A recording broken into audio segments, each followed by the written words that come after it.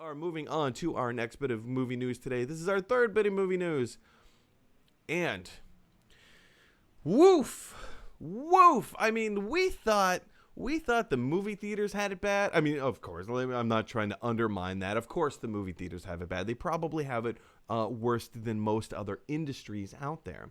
However, the companies that license a lot of these IPs out there they're finding themselves in a very precarious situation. Because here's the thing, you guys. So in the title of this particular article, how COVID-19 rocked Hollywood's $125 billion licensing and consumer product cash cow. Let me break that down for you. All that means is that these companies that have licensed intellectual property like Wonder Woman or James Bond or, Black Widow or whatever, there are companies that need, like McDonald's or t-shirt companies or lunchbox companies or whoever, crayons, Crayola or whatever. There are these companies that, in order to put, like, say, Wonder Woman on their packaging, they need to create a deal with Warner Brothers, a licensing deal, and say, okay, yeah, for this amount of money, we will allow you to use this image and this message, essentially, along with your product. So let's say crayons. Let's say a box of Crayola crayons, right? If they want to slap Wonder Woman on their box of Crayola crayons and have every color in the box either be red or gold or blue or something that is maybe a different shade of red, a different shade of gold, a different shade of blue. If they want to package all of these crayons as this is the Wonder Woman crayon set, if they want to do that, they're more than welcome to do that, but they need licensing to be able to do it. They need permission, and they need permission from Warner Brothers, and the only way they're going to get permission is by throwing a little cheddar their way, right? So here's the thing. Crayola, in this analogy, is not going to release their box of Wonder Woman crayons until the movie is coming out. And at this point, we don't really know if the Wonder Woman movie is coming out on Christmas Day or not. I mean, first of all, Warner Brothers really needs to make up their mind. Are they doing it? Are they going to commit to it? Or are they going to pull the plug and delay the film by 6 months or a year or something like that? That, first of all, step number one, that's something that they need to figure out. Secondly, these other companies like McDonald's or Crayola or t-shirt companies or whoever, whatever, they have these licensing deals already established. So like, say if in this article, and I highly recommend you guys go over to Variety and read this article because it goes into so much more depth and detail than what I'm able to go through on the show. I mean, bar me just reading the article verbatim. And it's really interesting. It's really fascinating. But it starts a domino effect. So let's say Jurassic World Dominion, right? Jurassic World Dominion is the next big Jurassic World movie to come out. But if parents want to buy, or rather, if the Jurassic World toy people want to be able to have like the brand new dinosaur, whatever it is, let's call it the I love Ninja Turtles, so let's just call the new dinosaur the Michelangelo Rex, right? So if the Michelangelo Rex is the new dinosaur of the new Jurassic World movie, then the toy company definitely wants the Michelangelo Rex to be on shelves in order for in time for Christmas, right? Definitely have to have the Michelangelo Rex out there in time for Christmas, right? But what if the movie doesn't come out? Are you still going to put the toys out on shelves for Christmas? It doesn't make any sense. Because A, probably going to be spoilers. We've seen so many spoilers for films in the toys already. And you're going to be hit with so many more spoilers. But additionally, the toy sales convert to ticket sales. It's all about the consumer going and experiencing the movie, and then after they see the movie, they're like, wow, that was awesome.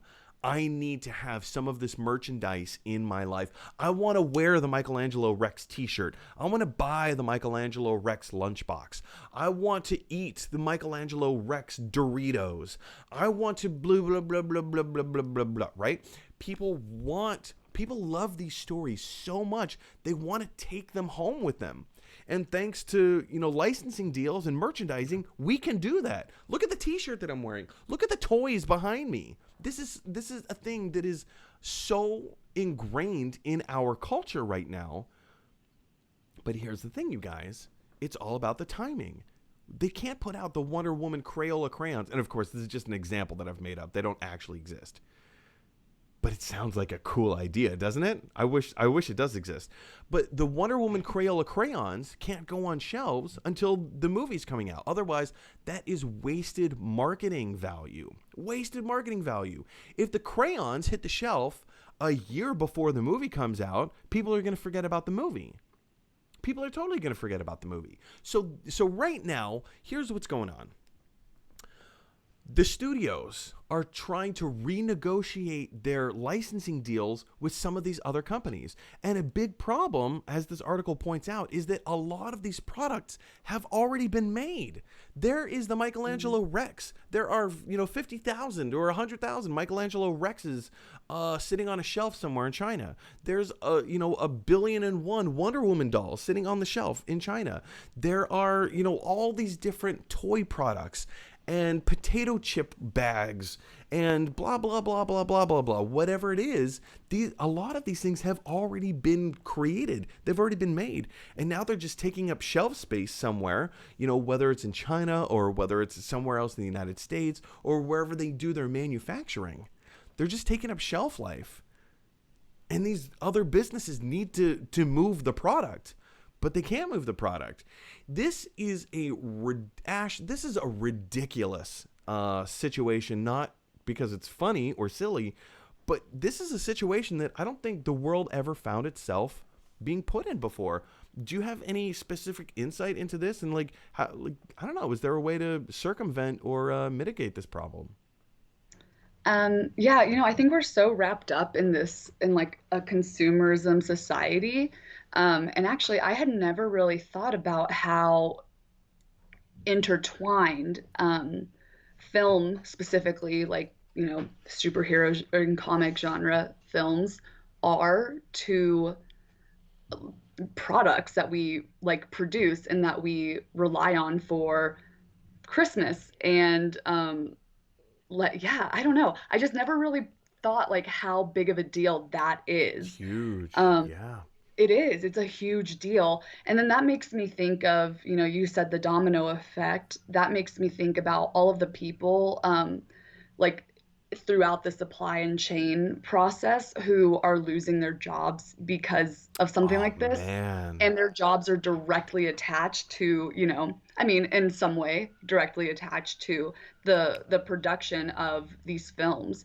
So it really speaks to the importance of these films in our society, but it also speaks to the way our society values consumerism and what might need to change in the future for this to not happen again. Because if you throw a wrench in one part, it stalls everything. Everything and that's else, what we're seeing now. Yeah.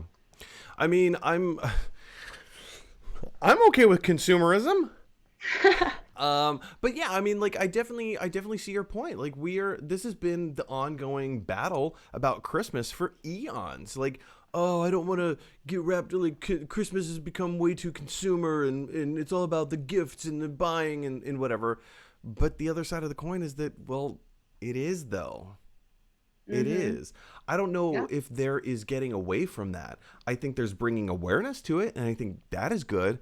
I don't know if we're ever actually going to get away from the consumer aspects of it.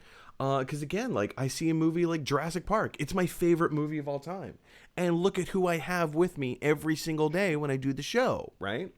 I love having things around me. I love wherever I find or draw inspiration from. And I feel like this concept, maybe not the specificity of the concept, but the concept itself is kind of a universal truth, right?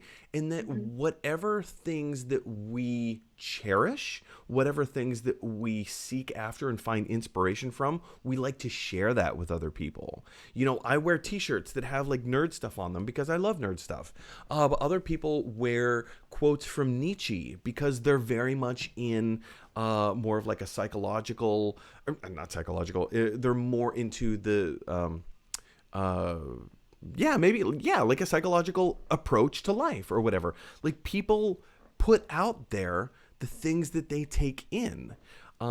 My father was huge into woodworking. He loved woodworking. He was like, he would just spend hours and hours and hours in the basement. And then whenever somebody would come over that hasn't been around for a while, hey, let me take you down to the basement. Let me show you some of the stuff that I've been working on. Meanwhile, the rest of us were like, oh, Dad, can you just not, please? But, you know, it's that thing that whatever we're in love with, we love to share with other people. And we love to have things shared with us in that regard. And so, Mhm. yes, there is the blind consumerism aspect to it where it's just money, money, money, money, money, money, money, money, money. There's that aspect, yes, unequivocally. But I think there is also that personal connection as well that people like me enjoy. But you brought up a really fascinating point that even I hadn't stopped to consider is that this is this is laying people off. This is, you know, like, yes, COVID is has created such a world that, you know, people get furloughed, right? Um, People get laid off. There just isn't enough work to go around right now. But also with the back, it's such a huge domino effect. I don't think we fully understand or appreciate this. In that, you know, films can't come out, which means that studios don't earn the money, which means that licensing deals can't go through, which means that products don't get manufactured, which means that people lose their job in the factory. You Mhm. know, it's and there's even more domino effects that go on associated to it. I don't know. It's a hard thing that we're kind of going Right. through right now, completely unprecedented. Yeah. Because it's like you have these things like movies that bring you so much joy, and then on the other hand, you see how quickly these dominoes start falling because one part of it derails. So because people can't get together, productions can't resume filming, especially for these like big films. And I know a lot of so this is going to be so interesting this time because it's going to bring out so much creativity. I feel like, and I know we're already starting to see this, but just a lot more like independent films. Yeah. And it's also going to be interesting to see how are they going to reshape, if at all, superhero movies um, to because this is a massive like franchise that you can't really just halt. Mm-hmm. So are they going to have additional visual effects? Like how are they going to do voiceover work? There's just a lot of factors that are going to play into this. So that's really interesting, and I'm excited to see how that plays out. But it also makes me wonder, what does this look like for future, like for the future of consumerism and advertising as well? Because we've put so Yeah. much of our eggs in this basket of we make movies, and because we make movies we produce these products, and this is the cycle of life for us. So Mm-hmm. it's going to be interesting to see what the future of film and advertising and supply and chain management look like because of this. Yeah, I think you hit the nail on the head. It's going to be interesting to say the least. Like, how is this going to work? How is it all going to be affected? And I guess the big question for you guys is, what do you think of all this? Like, what do you think the future of filmmaking is going to look like? Do you think we're going to try and keep the same standard that we've been, you know, building up and ramping up to over the past few years? Or do you think things are going to change drastically? We've already seen this change take in the form of, you know, Disney has announced that a lot of their projects, A, are going straight to Disney Plus, but also B, they're creating new content specifically designed for their streaming service. And we see the same thing with Amazon. We see the same thing with Apple TV Plus.